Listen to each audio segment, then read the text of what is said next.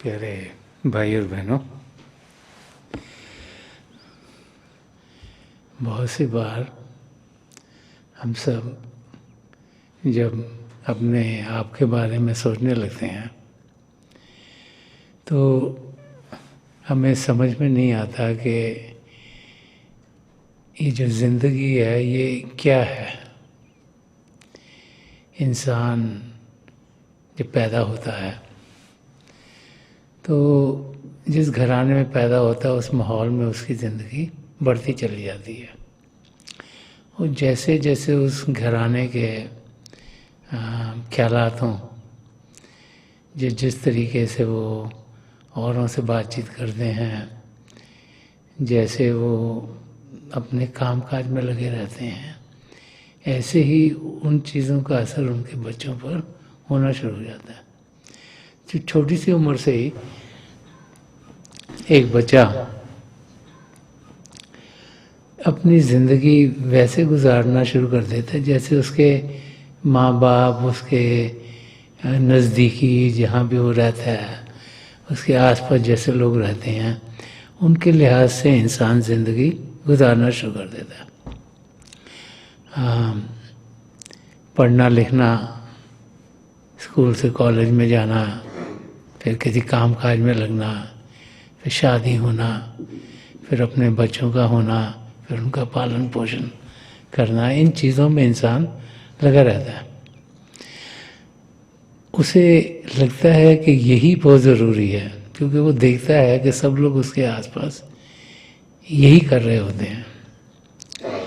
और फिर जैसे जैसे ज़िंदगी बढ़ती चली जाती है तो हम सबकी ज़िंदगी में ऐसे मौके आने शुरू होते हैं जबकि जिनको हम समझते हैं, जो हमारे बहुत नज़दीक हैं, उनका शारीरिक रूप से इस दुनिया से चलावा हो जाता है।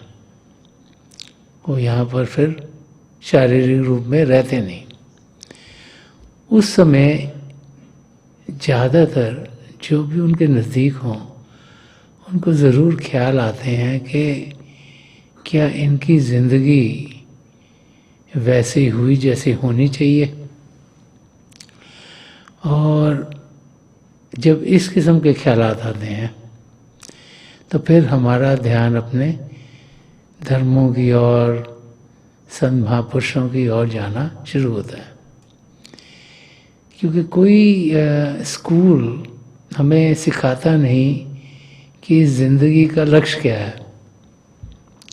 हमें ज़रूर सिखाया जाता है इस दुनिया के बारे में, हमें सिखाया जाता है कि हम बोलें कैसे, बातें कैसे करें। हमें सिखाया जाता है कि एटिकेट्स क्या होने चाहिए, किस तरीके से हम रहें, कैसे हम अपनी ज़िंदगी व्यतीत करें जिस जिस कल्चर में हम हों। उन सब के लिए कोई ना कोई स्कूल होता है। और हमें एक भाषा नहीं आती, उसको सीखने के लिए भी कोई ना कोई टीचर मिल जाते हैं। लेकिन ज़िंदगी है क्या, उसको जीना कैसे चाहिए, उसका ज्ञान हमें दुनिया के किसी स्कूल कॉलेज से मिलता नहीं। अपने आप को यहाँ हम एस्टैब्लिश कैसे करें, कैसे हम उस अवस्था में पहुँचें जिसमें कि हम पैसे कमा सकें, चाहे हम किसी के लिए काम करें, चाहे हम अपना बिजनेस खोलें, इन चीज़ों की जानकारी हमें स्कूल्स और इंस्टीट्यूट्स और जो भी एजुकेशनल सिस्टम्स हैं उनके थ्रू मिलती है। लेकिन ये ज़िंदगी है क्या, इसमें हम सबका रिश्ता नाता क्या है। पिता परमेश्वर जिन्होंने सृष्टि रची, जिनके बहाने में सब कुछ होता है, उनसे हमारा रिश्ता नाता क्या है, ये हमारी समझ में आता नहीं। और जैसे जैसे उम्र बढ़ती चली जाती है तो इंसान जो कि जब छोटा होता है, यंग होता है, उसका शरीर तंदुरुस्त होता है, तो उम्र के साथ साथ शरीर में तकलीफ़ें आनी शुरू होती हैं। और उस समय फिर ज़्यादा इंसान सोचना शुरू होता है कि ये शरीर, इसको तो हम सोचते थे तो कभी ख़राब होगा नहीं, हर एक चीज़ चलेगी इसमें ठीक ठाक, और जब वो चलनी ठीक नहीं रहती तब और भी ख्याल आता है कि क्या हो गया इसको, क्यों हो गया इसको, इसमें तकलीफ क्यों आ गई। और फिर जैसे ही हमारी उम्र बढ़ती चली जाती है, क्योंकि हम देखते हैं कि उनको जिनको हम जानते हैं उनकी एक एक करके शारीरिक मौत हो रही है, तो फिर इंसान को समझ में आता है कि ये शरीर सदा सदा के लिए टिकने वाला नहीं। तो जब आदमी या इंसान जब छोटा होता है, यंग होता है, जवान होता है, उसे कभी ख्याल नहीं आता कि इस शरीर का भी कभी अंत होगा। उस समय तो सब चीज़ें ठीक चल रही हैं, हर एक चीज़ तंदुरुस्त है, इंसान हर एक चीज़ कर पाता है, भाग भाग के कर पाता है, तो उसको कभी ख्याल नहीं आता कि कभी ये चलना बंद हो जाएगा।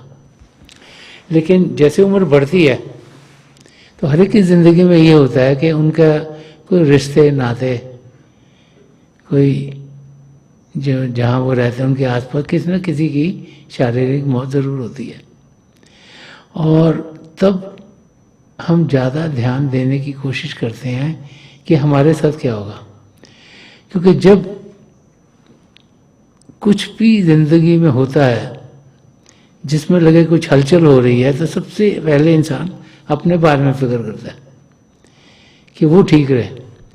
तो वो फिर कोशिश करता है पता करने की कि ये ज़िंदगी है क्या, ये जो शरीर है ये है क्या है असली में, और इसको जो ताकत दे रहा है वो पावर हाउस क्या है, कि शरीर को क्या है कि ये चल रहा था और एकदम से ख़त्म हो गया, इस शरीर में से क्या गायब हो गया। क्योंकि भारी रूप से देखने में तो कुछ लगता नहीं कि कुछ हट गया हो, कि हाथ हट गए या नाक हट गया या टांगे हट गई, वो तो सब जुड़े हुए इंसान के। तो जब उस हालत में हम पहुंचते हैं तो हमारा ध्यान महापुरुषों की ओर जाता है, उनके वचनों की ओर जाता है, जो वो कह गए हैं उनकी ओर जाता है, वो संस्थाएं जो उनकी टीचिंग्स को कायम करके रखी हुई हैं उनकी ओर जाता है, ताकि वो जो हम स्कूलों में नहीं पढ़ पाए, जिसके बारे में कोई जानकारी हमें बाहर की दुनिया में किसी और जगह से मिली नहीं, शायद हमें इस शरीर के बारे में, जिंदगी और मौत के बारे में कुछ समझ आए। तो जब हम संत महापुरुषों के वचनों को पढ़ते हैं जो धर्म ग्रंथों में होते हैं या और कई तरीके हैं, पुराने ज़माने के कईयों ने प्रोजेस लिखे हुए हैं, कईयों ने पोट्री फॉर्म में समझाया हुआ है कि इंसान की ज़िंदगी का रहस्य क्या है, कि हम समझें कि शरीर है क्या। तो जब उन महापुरुषों के हम वचनों को पढ़ते हैं तो फिर हमें जानकारी मिलती है कि ज़िंदगी है क्या, इसे हम जाने पहचाने और जिए कैसे, उसकी समझ हमें आनी शुरू होती है। तो संत दर्शन सिंह जी महाराज, जिन्होंने बहुत कुछ अध्यात्म के बारे में लिखा है, उन्होंने गुरु नानक देव जी महाराज की जो शिक्षाएं थी उन पर एक किताब लिखी थी, मंजिल नूर, जिसमें उन्होंने गुरु नानक देव जी महाराज की शिक्षाओं को खोल के समझाया हुआ है। कई वर्सेस हैं उसमें, तो ये एक वर्स मैं लेना चाहूँगा आज, जो समझाता है कि महापुरुषों के जो वचन हैं उनसे कैसे हमें ज़िंदगी के रहस्य समझ में आने शुरू होते हैं, और कैसे महापुरुष हमें वो एग्जाम्पल जो कि बहुत आसान है हमें समझने के लिए, उनके ज़रिए समझाते हैं कि ये ज़िंदगी क्या है। तो संत दर्शन सिंह जी ने बड़े प्यार से यहाँ समझाया कि तेरा पयाम है या नगमा है बहारी है। तो वो गुरु नानक देव जी महाराज की टीचिंग्स के बारे में फरमा रहे हैं कि आपका जो मैसेज है, जो आपकी टीचिंग्स है, वो तो एक नगमा है, एक सॉन्ग है, बहारों से भरा हुआ, जैसे बसंत ऋतु आती है। बसंत ऋतु सर्दी के बाद आती है। सर्दी में पतझड़ होता है, पत्थर वगैरह गिरते हैं, ठंड में जनरली ज़िंदगी काफ़ी मुश्किल से होती है। तो उसे अंधेरी मुश्किल समय समझा गया। और स्प्रिंग टाइम जब आता है, जब बसंत ऋतु आती है, तो हवा भी मंद मंद होनी शुरू होती है, कलियां भी खिलनी शुरू होती है, फूल के बर्ड भी निकलते हैं, हरियाली हरियाली होनी शुरू हो जाती है, चीज़ें सब जगह बेहतर होती हैं।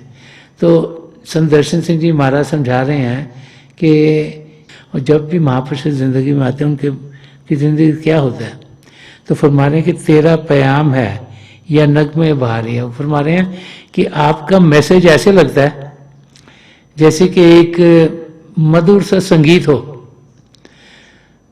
मधुर सा गाना हो। गाना उन्होंने इसलिए इस्तेमाल किया है कि हम लोग जब भी कोई गाना सुनते हैं तो जब हमें अच्छा लगता है उसको हम गुनगुनाना शुरू करते हैं।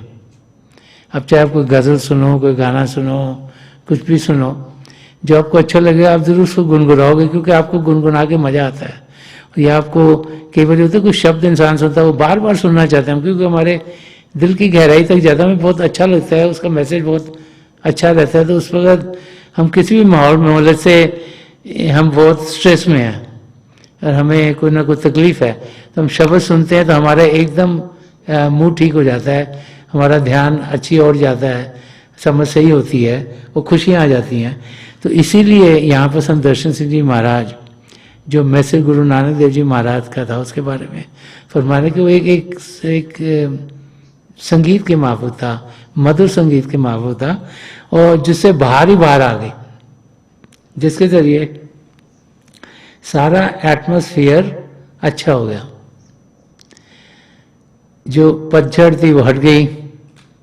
एक जगह और संत दर्शन सिंह जी महाराज ने फरमाया हुआ कि खजान नसीब रास्ते भी सज गए संवर गए, उन्हें बहार ही मिली जहाँ गए जिधर गए। तो फरमा रहे हैं कि उन्होंने अपने सदगुरु हजूर बाबा सावन सिंह जी महाराज और परम संत कृपाल सिंह जी महाराज के बारे में कहा था कि जहाँ से कि खजान नसीब रास्ते, वो रास्ते जो पतझड़ से भरे हुए थे, भी सज गए संवर गए, वो भी सजने शुरू हो गए, कि उन्हें बहार ही मिली जहाँ गए जिधर गए। तो वो जहाँ भी जाते वहाँ बाहर ही बाहर हो जाती थी। तो वही यहाँ पर समझा रहे हैं कि जो महापुरुषों का मैसेज है, जो गुरु नानक देव जी महाराज का मैसेज है, वो बाहर लेके आता है। उनके मैसेज को हम बार बार सुनना चाहते हैं, क्योंकि वो सुन के हमें बहुत अच्छा लगता है, वो हमारे दिल की गहराई तक जाता है, ताकि हमारे अंदर खुशी का भाव आए, हमारे अंदर हमें ताकत मिले, हमारे अंदर प्रेम बढ़े, हम अपनी मंजिल की ओर कदम बढ़ा सकें। तो इसलिए फरमा रहे हैं कि तेरा प्याम है या नगमा है बहारी है। और आगे फरमा रहे हैं कि जिस्म खेत, अब समझा रहे हैं कि ये शरीर जो हमें मिला है क्या, उनकी टीचिंग गुरु नानक देव जी महाराज की क्या है, वो संत दर्शन सिंह जी महाराज फरमा रहे हैं कि जिस्म खेत अमल साइये काश्तकारी है। कि जिस्म खेत, दिस इजी टू अंडरस्टैंड, कि जो हमारा जिस्म है ये एक फार्म के माफक, खेत के माफक है। अमल, अमल का मतलब होता है मेहनत करना, कि हार्ड वर्किंग। अमल साइये काश्तकारी है। काश्तकारी इज लाइक जैसे फार्म के ऊपर जो किसान है वो ज़मीन को सींचता है, उसमें प्लॉइंग करता है, उसमें पानी देता है, तो इट्स वेरी हार्ड वर्क, मतलब बहुत मेहनत वाला काम है।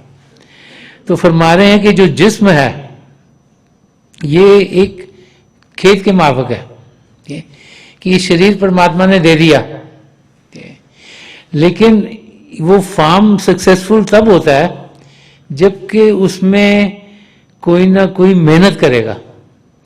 अगर आपके पास ज़मीन है और आपने उधर कुछ ख्याल नहीं किया तो क्या होगा, उसमें वीड्स उगेंगी। अब वीड्स उगेंगी तो आस्ते आस्ते थोड़ी इधर उगेंगी, थोड़ी इधर उगेंगी, थोड़ी इधर होंगी, आस्ते आस्ते सारा फार्म वीड्स ही ले लेंगी, और वो फार्म आपका बेकार हो जाएगा। तो संदर्शन सिंह जी महाराज यहाँ पे जो टीचिंग्स गुरु नानक देव जी महाराज के बारे में समझा रहे हैं, वो समझा रहे हैं कि हम लोग सब समझें कि ये जो हमारा शरीर है ये एक फार्म लैंड के माफक है। हमारे को ये खेत मिल गया है, जमीन मिल गई है।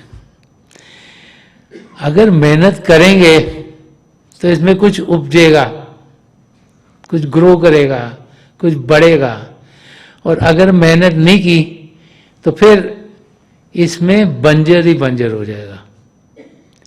इसमें से कुछ भी हम ले नहीं पाएंगे, इसका कुछ फायदा नहीं उठा पाएंगे। तो इसको वो आगे और समझा रहे हैं कि इसमें ये जो 6 लाइनों में संदर्शन सिंह जी महाराज ने लिखा है, अगर यही हम रोज इसको याद करेंगे तो हम अपनी मंजिल तक जरूर पहुंच जाएंगे। कि दिस वेरी इजी एग्जाम्पल। तो सबको खेत पता है, खेत है, लोग गार्डन भी तो देखते हैं, घर में भी तो आप देखते हो। वो लोग, आप नेबरहुड में रहते हो, बहुत से लोगों के अपने अपने मकान है। अब कई होते हैं उन्होंने मकान के पीछे जो उनकी ज़मीन होती है उसको उन्होंने बड़ी मेहनत करके सजाते हैं। मेरे को याद है जब हम यहाँ वीटन में रहते थे, जो हमारे घर के साथ वाला घर था, वो मेरे ख्याल जो उनका ओनर थे वो 4-5 बजे ऑफिस से वापस आ जाते थे।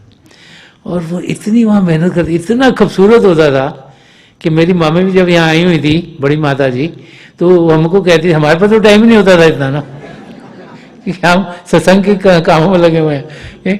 तो वो कहते थे कि आपको ज़्यादा करने की मेहनत जरूरत नहीं है, आप यहाँ बैठ के उसका देख लिया करो। But what I mean to say कि जो मेहनत करता है, मतलब उसका तो गार्डन ऐसे लेता है जैसे बंदा कहीं पे जाता नहीं, कई गार्डन देखने के लिए। इस गार्डन वॉज सो ब्यूटीफुल।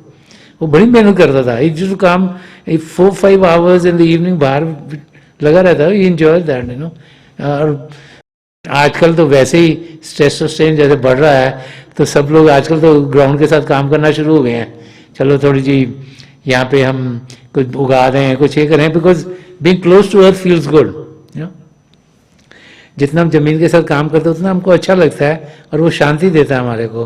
और अभी तो ऐसी हालत हो गई है कि लोगों के पास, जिनके पास जैसे हाई राइज में रहते जमीन नहीं है, तो लोग रेंट करते हैं जमीन के भी, यहाँ पर हम आके थोड़ी गार्डनिंग करेंगे, क्योंकि उससे उनको सुकून मिलता है। तो संदर्शन सिंह जी हमारे वो एग्जाम्पल ले रहे हैं कि ये बॉडी हमारी, ये एक फार्म लैंड के माफक है, एक खेती है।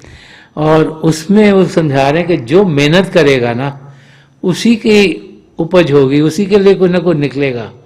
और जो मेहनत नहीं करेगा उसके सारा जो ये ज़मीन है वो सारी खराब हुई। टेलिंग अस के ये शरीर हमें मिला है, इसमें अगर हम मेहनत करेंगे तो इस शरीर का जो पर्पस है, जो इसका फल मिलना चाहिए हमें, वो हमें मिलेगा। और अगर हमने इस शरीर के साथ कुछ नहीं करा, जिंदगी चलती रही, दुनिया की चीज़ें करते रहे, जैसे सब लोग कर रहे हैं वैसे करते रहे, स्कूल में गए, पढ़े लिखे, जॉब किया, नौकरी की, बिजनेस किया, पैसे कमाए, शादी की, बच्चे किए, उनको पाले और चल बसे, तो फिर यूजलेस हो गई ये लाइफ। इसमें कुछ फायदा नहीं हुआ। ये शरीर से हमने कुछ उगाया नहीं, काम लिया, बाहर की चीज़ें, जो जिसके लिए ये शरीर दिया गया है वो पर्पस पूरा नहीं हुआ। खूबसूरत बना लिया, तंदुरुस्त हो गए, वो चीज़ें ठीक हैं, लेकिन जिस लिए दिया गया उसका पर्पस पूरा नहीं। तो आगे समझा रहे हैं, तो फरमा रहे कि खुदा के नाम की खेती में आबियारी है। अब जो वर्ड आबियारी है वो होता है जैसे पानी देना। ठीक है, अब संदर्शन सिंह जी महाराज ने यहाँ पर जो लाइफ का रियल एम है वो इसी लाइन में समझा दिया। वो कह रहे हैं कि खुदा का नाम, शब्द, नाम, कलमा, holy word, light and sound of God, ज्योति और श्रुति, कि इस खेती में जो पॉइंट है, जो उन्होंने लिखा नहीं, जो समझने वाला है, वो ये है कि खेती कैसे होती है। पहले बीज पड़ता है उसमें, जब तक तो बीज नहीं होगा तो कोई चीज उपजेगी नहीं। तो बीज हमारे शरीर में प्रभु ने पैदा होते डाल दिया। बीज है हमारी आत्मा। वो हम सबके अंदर है। कि तो बीज हमारे अंदर जैसे ही बच्चा की शुरुआत होती है वैसे ही बीज पड़ जाता है। तो समझा रहे हैं कि बीज हमारे अंदर है। अब उस बीज को उगने के लिए पानी चाहिए। अगर पानी नहीं दोगे तो कोई चीज उग नहीं सकती, पानी के बगैर कुछ भी नहीं उगता। तो संदर्शन सिंह जी महाराज समझा रहे हैं कि खुदा के नाम की खेती में, कि जो खेती है, जो खेत है, जो खेत है, इसमें जो खुदा का नाम है, जो नाम है, जो शब्द है, उसका जब पानी देंगे तभी वो खेती में कुछ ना कुछ उड़ना शुरू होगा। तो हमें समझा रहे हैं कि हर एक इंसान के अंदर आत्मा है। तो प्रभु ने जब ये चोला दिया तो उसमें बीज डाल दिया। आत्मा उसके अंदर शुरुआत से है। और जैसे ही वो बच्चा बड़ा होना शुरू होता है, आत्मा शरीर के अंदर रहती है। अब जब तक उसको कुछ खुराक मिलेगी नहीं, जब तक उसको पानी नाम का नहीं मिलेगा, जब तक वो नाम के साथ जुड़ेगी नहीं, जब तक शब्द के साथ जुड़ेगी नहीं, वो वैसी की वैसी वहाँ पड़ी रहेगी। वो कभी भी फ्रक्टिफाई नहीं हो सकेगी, खिल नहीं सकेगी, बढ़ नहीं सकेगी, निकल नहीं पाएगी। तो संत दर्शन सिंह जी महाराज हमें यहाँ पे ये समझा रहे हैं कि जिन्होंने नाम के साथ अपने आप को जोड़ा नहीं, उनकी जिंदगी बेकार है। वो जैसे बंजर जमीन है वैसी वैसे रह जाए, उनकी पूरी जिंदगी गुजर जाती है और वो अपने मकसद तक पहुंच नहीं पाते, क्योंकि उनको समझ में नहीं आता मकसद क्या है। वही सोचते हैं मकसद जिंदगी में सेटल होना है, यहाँ पे प्रॉपर्टी लेना है और अपने आप को बनाना है, कुछ उसमें लगे रहते हैं। तो संत दर्शन सिंह जी महाराज समझा रहे हैं कि खुदा के नाम की खेती में आप यारी है, इसी से गुलशन हस्ती में लालाकारी है। लालाकारी इज लाइक ब्लूमिंग। वो फरमा रहे हैं कि जिनके अंदर नाम का पानी पड़ गया, वो आत्मा खिलनी शुरू हो जाएगी, वो आत्मा ब्लूम करेगी, वो आत्मा फिर अंदर में रूहानी मंडलों में जाने के लायक हो जाएगी और अंदर के मंडलों में बढ़ती बढ़ती बढ़ती उसका मिलाप परमात्मा से होगा। So just these few lines भाई संत दर्शन सिंह जी महाराज हमें समझा रहे हैं कि ये जो जिंदगी मिली इसका पर्पस क्या है। ज़्यादातर पर्पस इंसान को समझ नहीं आता, वो बस बाहर के काम में लगा रहता है। तो समझा रहे हैं कि खुदा के नाम की खेती में आप यारी है, इसी से गुलशन हस्ती में लालकारी है। कि जब तक नाम के साथ इंसान जुड़ता नहीं है तब तक वो अंदर की दुनिया में बढ़ नहीं पाता। प्रभु का शब्द हमारे अंदर चल रहा है, लेकिन हमें उसके साथ जुड़ना है। अब जुड़ेंगे कैसे? अब प्रभु ने हम सबको यहाँ ये शिव नेत्री 10वां द्वार दिया है, लेकिन ये बंद है, ये खुलेगा कैसे? जब किसी पूर्ण महापुरुष की नजर कर्म पड़ती है, वो हमें नाम की देन देते हैं, तभी द्वार खुलता है। और जब ये द्वार खुलता है तब फिर हमारी आत्मा प्रभु के शब्द के साथ जुड़ पाती है, और तब उसका अनुभव हमें प्रभु की ज्योति और श्रुति के जरिए होता है, लाइट एंड साउंड के जरिए होता है। हमें रोशनियाँ दिखती हैं, आसमान से तारे, चंद्रमा, सूर्य और बहुत से नज़ारे दिखते हैं। हमें अंदर में अलग अलग धुनें सुनने को मिलती हैं। सो वो इंडिकेशन है कि हमारा जोड़ हो गया, क्योंकि इंडिकेशन भी तो होनी चाहिए ना कि जोड़ कैसे हुआ है। सो प्रभु की ज्योति के दर्शन करना, प्रभु की ध्वनि को सुना, ये प्रूफ है कि हमारा अंदर में कनेक्शन हो गया है। और फिर हम मेहनत करते हैं, जो संत दर्शन सिंह ने पहले लिखा है कि जो मेहनत करेगा वो अपनी मंजिल तक पहुंचेगा। मेहनत करना क्या है? मेडिटेशन करना रेगुलरली, मेहनत करना, अपने आप को एक सदाचारी जीवन देना, सद्गुणों से भरपूर करना। अब वो करना आसान नहीं होता। अब सच्चाई से ज़िंदगी जीना बहुत कहना आसान है नहीं, क्योंकि आदमी कहता है इसको भी ना बताओ कुछ, इसको भी ना कुछ बताओ, इसको भी झूठ मार दो, उसको भी झूठ मार दो। वो नॉर्मल है सबकी लाइफ में। तो सच्चाई से सब जो है जीना कहना चाहना मुश्किल है। Same thing is non violence, अहिंसा का रास्ता। अब अहिंसा का रास्ता कहना बहुत आसान है पर करना बड़ा मुश्किल है, क्योंकि कितने बारी दिमाग में ख्याल आता है ये पागल है, इसने क्या कर दिया मेरे साथ। आनी नहीं चाहिए पर आती हैं ना, संभालनी पड़ती है उनको। कितनी बार ये जो वायलेंस इन थॉट्स है उसको कंट्रोल करना बड़ा मुश्किल है। वर्ड्स को तो फिर भी कंट्रोल, एक्शन को तो बंदा कंट्रोल कर लेता है। पता है मार पड़ेगी, कोई मेरे से तगड़ा आ गया बुरी हालत हो जाएगी। It's easy to understand. बातें भी लगता है बातें करी तो गड़बड़ है, पर थॉट्स तो किसको लगता है ना, हमको किसको पता नहीं है। तो थॉट में आदमी सोचता रहता है ना, ये भी खराब है, वो भी खराब है, वो भी खराब है। तो non violence thought is very difficult, बाकी चीज़ों में थोड़ी हो सकता है। ऐसे ही ह्यूमिलिटी, नम्रता से जीना, नॉट इजी, वेरी डिफिकल्ट, क्योंकि हम सब समझते हमको बहुत आता है और जो हमने किया होता है वो तो हमको पता ही होता है हमने किया हुआ है। तो जब दूसरा नहीं वैसे कर पाता हम दुखी हो जाते हैं। हमें लगता है इसको समझ क्यों नहीं आ रही, नॉट रियलाइजिंग कि मे बी उनको उतनी समझ है, तो हम नहीं रियलाइज। हम सोचते हैं हमने तो ये काम बड़ी आसानी से किया, बहुत से हमने 100 बारी करा हो, वो पहली बारी कर रहे हो। और ये भी हो सकता है कि उनका आईक्यू लेवल ही हमसे कम हो, ये भी तो हो सकता है।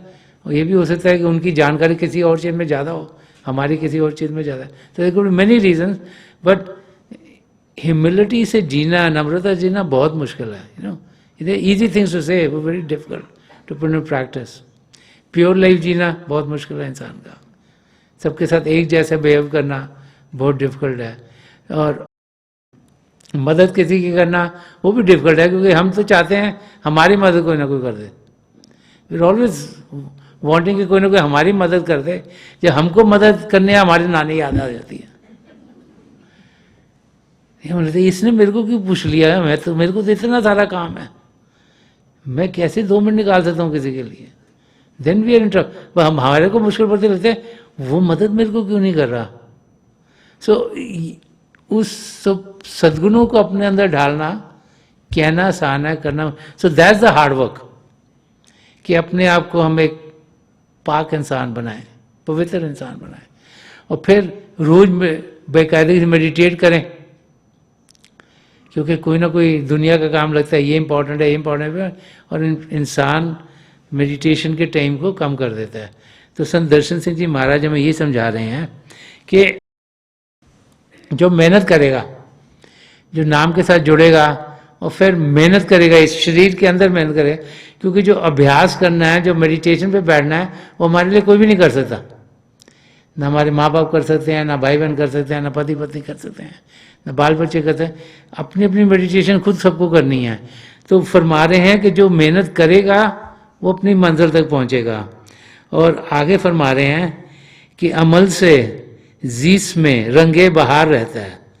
अमल का मतलब हार्ड वर्क। वो कह रहे हैं हार्ड वर्क से ये जो जीवन है, जीस जीवन, जीवन में हर वक्त ऐसा लगता है जैसे कलर्स ऑफ स्प्रिंग हो, जैसे कि बसंत ऋतु हर वक्त हो, जैसे कि सारा एटमॉस्फेयर एकदम बढ़िया हो। वो बसंत ऋतु इसीलिए यूज़ कर रहे हैं कि वो दैट्स द टाइम जबकि हर चीज़ बड़ी खूबसूरत लगती है, हर चीज़ अच्छी लगती है, हर चीज़ ग्रो कर रही होती है। That's a beautiful time of the year. तो फरमा रहे हैं कि अमल से कि जो भी मेहनत करेगा, हार्डवर्क करेगा, जिसमें उसकी ज़िंदगी में रंगे बहार रहता है, कि उसकी ज़िंदगी हर वक्त खूबसूरत रहेगी, पीसफुल रहेगी, काम रहेगी, उनके आसपास के जो भी उनके इन्वायरमेंट है सारी बड़ी अच्छी रहेगी। और क्या आखिर में फरमा रहे हैं, हुजूम में रहमते परवरदिगार रहता है। तो फरमा रहे हैं कि जिसकी ज़िंदगी होगी, जिसमें वो नाम के साथ जुड़ा हुआ है, जो मेहनत कर रहा है, उसकी ज़िंदगी तो बहारों से भरपूर होगी, और उसकी ज़िंदगी में प्रभु की जैसे अनलिमिटेड ग्रेस होगी। मतलब हजूम होता है ये जो बड़े बड़े बड़े क्लाउड नहीं आ जाते, उससे सारा भर जाता है एरिया, देयर नथिंग एल्स। तो वरना जैसे क्लाउड्स ऑफ ग्रेस आ गए कि भाई रहमत इज ग्रेस, कि उनकी रहमत, प्रभु की जो ग्रेस है, जो रहमत है, वो अनलिमिटेड है, वो सदा सदा के लिए उस इंसान के साथ रहती है। क्यों? क्योंकि वो इंसान प्रभु के साथ जुड़ गया, पिता परमेश्वर उससे अलग नहीं, उसके अंदर जी रहे हैं।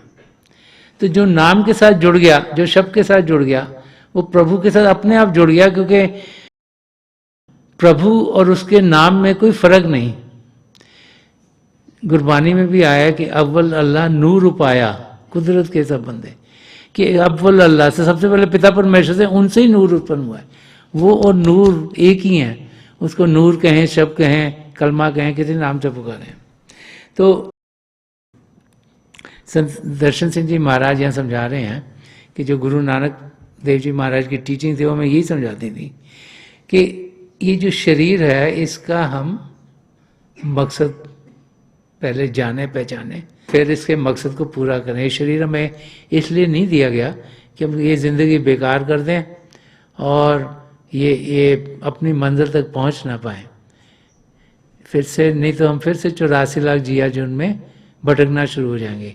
ये शरीर इसलिए दिया गया है ताकि एक मौका प्रभु ने हमें दिया है, हम 84 लाख जिया जीवन से छुटकारा पाए, कि हम इस शरीर में होते हुए जो हमारी आत्मा है, जो हमारा असली रूप है, उसको उजागर करें, उसको बढ़ाएं, उसको तंदुरुस्ती दें।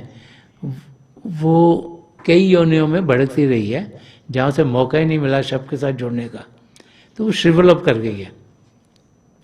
जब वो शब्द के साथ जुड़ेगी, उसको ताकत मिलेगी, वो फिर अपनी मंजिल की ओर बढ़ेगी।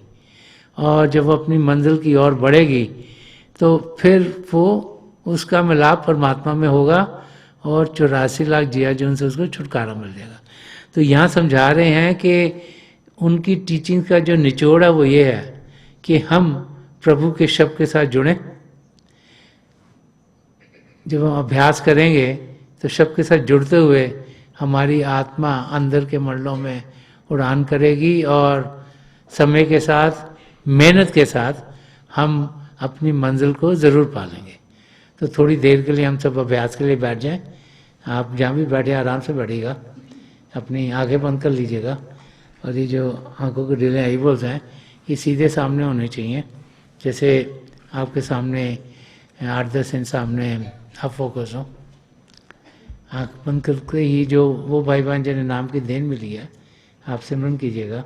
और जो भाई बहन यहाँ नए हैं, आप पिता परमेश्वर के किसी भी जाति नाम का जाप कीजिएगा। जाप मन ही मन करना, ऊंचा नहीं दोहराना। मेरी प्रभु के चरण कमलों में और जो पिछली सेंचुरी के महापुरुष हुए हैं, हजूर बाबा सावन सिंह जी महाराज, परम संत कृपाल सिंह जी महाराज और दयालपुर संत दर्शन सिंह जी महाराज की चरण कमलों में यही प्रार्थना है कि जो जो हम सबके लिए बेहतर हो वही हमारी ज़िंदगी में ढले। इनकी दया में हम पर इतनी हो कि हम अपने भीतर प्रभु के शब्द के साथ जुड़ पाएँ और प्रभु की ज्योति के दर्शन कर पाएँ। थोड़ी देर में मैं आपको इस बैठक से उठाऊंगा और मेरी शुभकामनाएं आप सबके साथ हैं।